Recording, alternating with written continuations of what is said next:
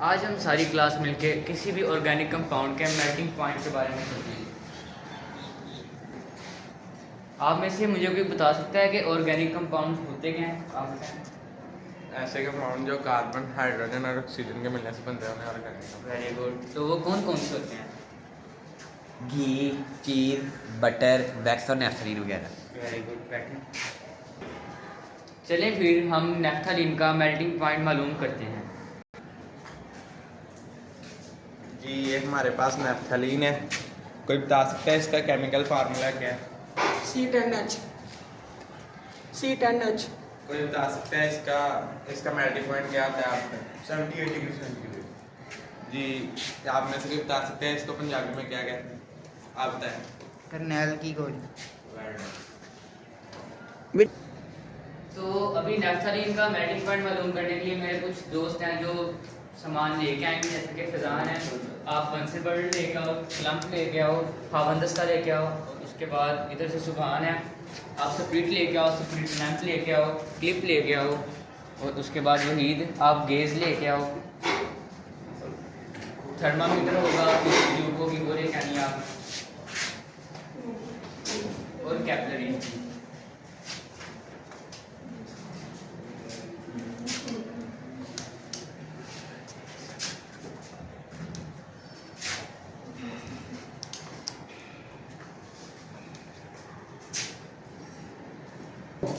अभी मेरे कुछ ऑपरेटर्स वगैरह को सेट करेंगे, जैसा कि मेरा एक दोस्त है फिजान, वो आएगा और वो स्प्रिट लैम्प को सेट करेगा और इन बंसल बर्नर और स्प्रिट लैम्प में डिफरेंस बताएगा। और मेरा एक दोस्त अवैस है, वो आके मोटल एंड मोर्सल यानी हावन दस्ते में नेफ्थलीन को ग्राइंड करेगा। और मेरा एक दोस्त और है अब्दुल मनान, वो आके ऑपरेटर्स को स्टैंड पे सेट करेगा। करें। ये हमारे पास स्प्रिट लैम्प और ये बंसल।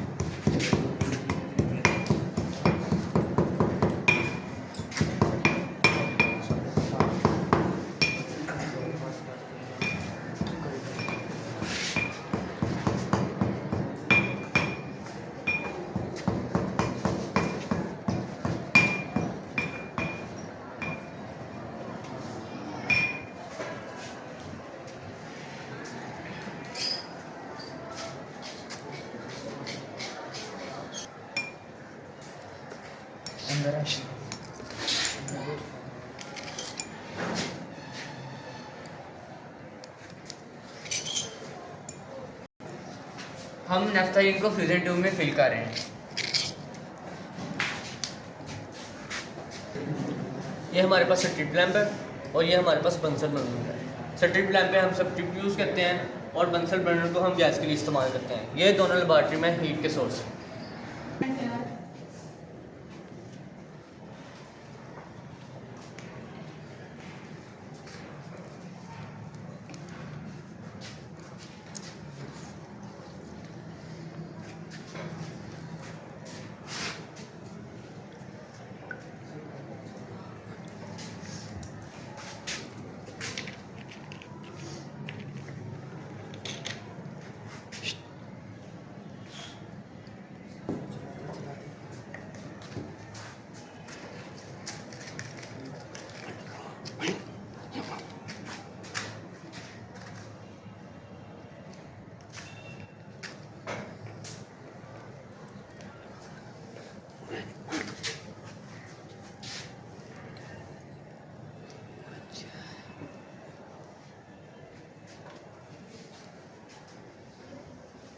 ये हमने ध्यान रखना है कि जो थर्मामीटर है वो बीकर के सेंटर में हो।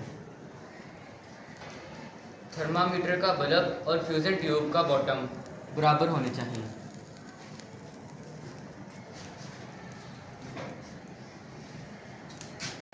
तो अब मेरा कोई दोस्त बता सकता है कि हम थर्मामीटर और फ्यूजन ट्यूब को डायरेक्ट हीट क्यों नहीं दे रहे? आप बताएं।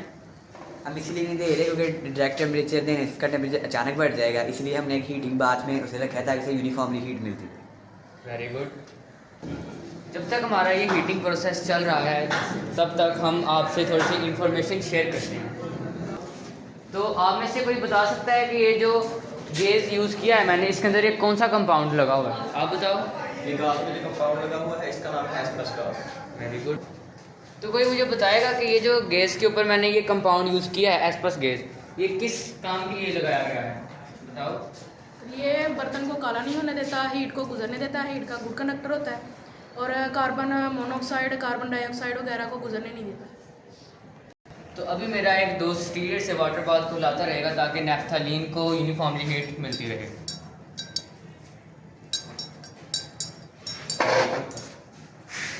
तो आप सब में से कोई मुझे बताएगा कि मेल्टिंग पॉइंट होता क्या है, ये बताएं। The temperature at which solid converts into liquid is called its melting point. Very good, बैठिए। तो अब मुझे कोई बता सकता है कि फ्रीजिंग पॉइंट क्या होता है, आप बताओ। The temperature at which liquid convert into solid state is called its freezing point, यानी कि वो टेम्परेचर जिस पर एक लिक्विड ठोस में तब्दील हो जाए इसको इसका फ्रीजिंग पॉइंट कहते हैं, जैसे कि पानी का freezing point 0 degree Celsius. Very. तो आंसर क्वेश्चनिंग वाले सेशन के दौरान हम देखते हैं कि हमारा टेम्परेचर कहाँ तक गया है।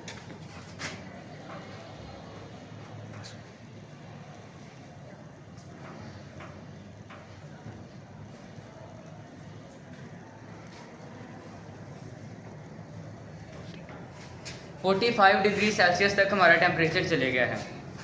तो कोई मुझे बताएगा कि इम्प्योरिटी का मेल्टिंग पॉइंट पे क्या असर होता है, बताओ। Melting point changes if any impurity is added to it. Very good, बैठिए। तो कोई मुझे बताएगा स्केल के लिहाज से थर्मामीटर कितने किस्म के होते हैं। स्केल के लिहाज से सेल्सियस के नहीं स्केल के लिहाज से थर्मामीटर की 3 इकसाम हैं, Celsius scale, Fahrenheit scale, kelvin scale. Very good, बैठिए। तो कोई मुझे बता सकता है कि जो हमारे पास तीनों स्केल हैं, सेल्सियस, फ़ारेनहाइट और केल्विन, इनका आपस में रिलेशन किस तरह है, आप बताओ। TK is equal TC plus 273, TF is equal to 9/5 TC plus 32। Very good, बैठो। तो आंसरिंग क्वेश्चन करते हुए अपना टेम्परेचर दोबारा चेक कर लेते हैं।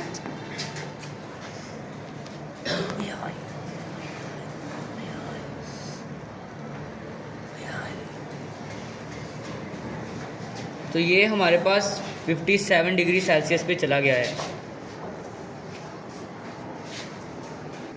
सर एक सेहतमंद इंसान का टेम्परेचर कितना होता है बॉडी में? एक सेहतमंद इंसान की बॉडी का टेम्परेचर 37 डिग्री सेल्सियस होता है और 98.6 डिग्री फ़ारेनहाइट होता है। अब हम टेम्परेचर चेक कर लेते हैं कहाँ तक पहुँचा है। तो वो